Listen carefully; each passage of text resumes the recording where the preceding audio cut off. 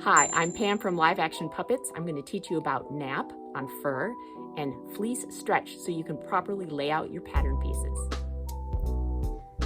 To figure out the nap or the fleece stretch on any given fabric, I'm going to show you some examples and how it relates to pattern pieces. So on my pattern pieces, I'll have arrows that show which way the fur nap is supposed to face. And the fur nap is the direction that the fur fibers normally fall, as if you were gonna, say, pet it like if it was an animal. These little fibers run in this direction. If you have a hard time figuring out, sometimes you can look at the back of the fur and you'll see the knit lines kind of going this way, and the selvage edge will be parallel to the fur nap. You can also just give it a shake or a brush, but in this case, the fur nap is going this direction on this piece of fur. So if I were to use this pattern piece on this piece of fur, I would put it this way. And for some pieces where it says cut to mirrored, I'd cut one like this and one like this. So if it's useful to you, go ahead and run your pen and draw the fur nap on the opposite side of your pattern so that you can line it up with the nap of the fur so you can cut it. For fleece, this pattern also works for fleece, but it's going to tell you to put it in the direction of the stretch. And when it says stretch, it means greatest stretch. So like this fleece, it stretches both ways. It stretches this way and this way, but it stretches more this way. And if you look at the grain line, the stretch actually runs perpendicular to the grain line. So the grain line goes this way, but the greatest stretch goes this way. And if you had a selvage edge, your selvage edge would be perpendicular to the greatest fleece stretch. So then your pattern would go this way and this way. Remember, you're going to flip it.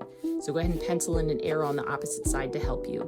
If you have a hard time remembering visually, sometimes I'll put a little heat sensitive pen mark in here in the stretch direction, so visually I can see the stretch on one edge of my fabric so that I can match it up with the arrows on my pattern, and then remember to do one of each.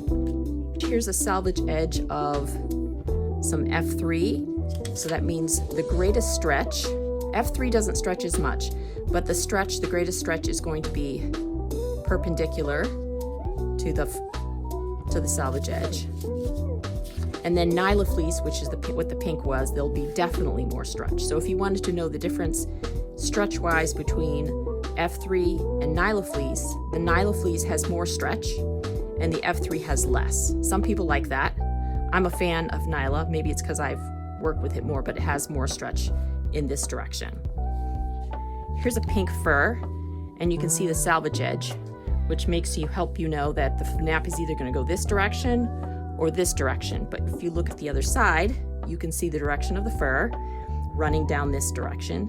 So now we know the fur nap goes this way, so therefore the pattern piece has to go this way.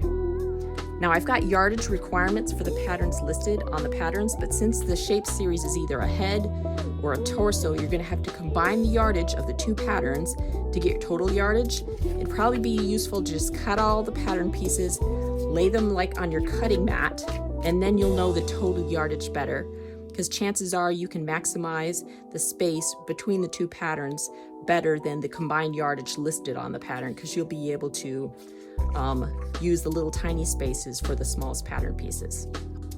You can find my patterns at www.lapuppets.com.